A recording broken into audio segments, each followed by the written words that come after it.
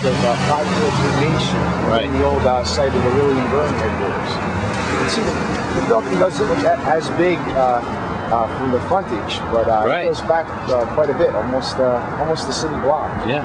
We have 90 units there. 90 units, right.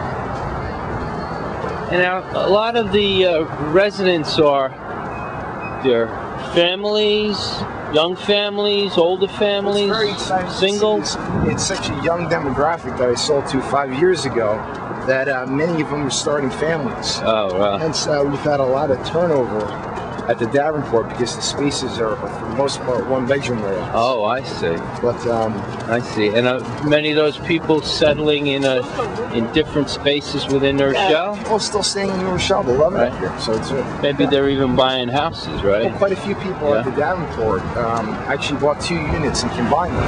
Oh, So okay. you know, they could either try to assemble a space, but yeah, it's really exciting to see so many young families. Have you seen an effect on the pricing of houses in other areas within New Rochelle as a result of what's happening in the downtown area? Huguenot Hills would be a good example. That was, and I don't think we mentioned that. I actually sold a few of those condos further down Main Street, and those townhouses went, you know, in the $700,000 to $900,000 range. So I think Now, how large of a townhouse would that be? To 700,000 to 900,000? big. I would say about 3,500 square feet. Oh, that is 4 big. stories high. That is We big. did a really You know, beautiful people job who may on be finishes. seeing this video from the Midwest might not be used to these prices. Sure.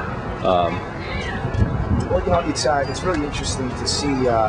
You know, you look at New Rochelle and you look at places outside other boroughs. Even though this is really not a borough, in my opinion, it's a nicer lifestyle than being in Queens or Brooklyn. And I mean, just to put things in perspective, that kind of space in probably one of the not so glamorous areas in Brooklyn would probably be in the millions. Really? So Is that right? it's pretty interesting to see. I still think that Westchester relates to Manhattan just like a borough does. And, I think part of the challenge is to bring people up from the city. 32 minutes into the city by train, right? It's really a great lifestyle. Yeah.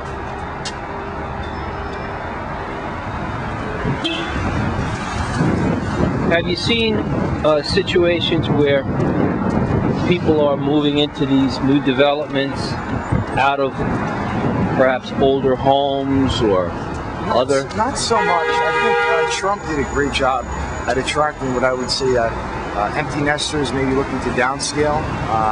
But you know, in the past 5 years, the people that I've sold the condos to on Main Street were really a lot of first-time home buyers. I see. And Okay. again, you know, if you bought up here 5 years ago, you had to be open-minded. You didn't have a whole lot of retail.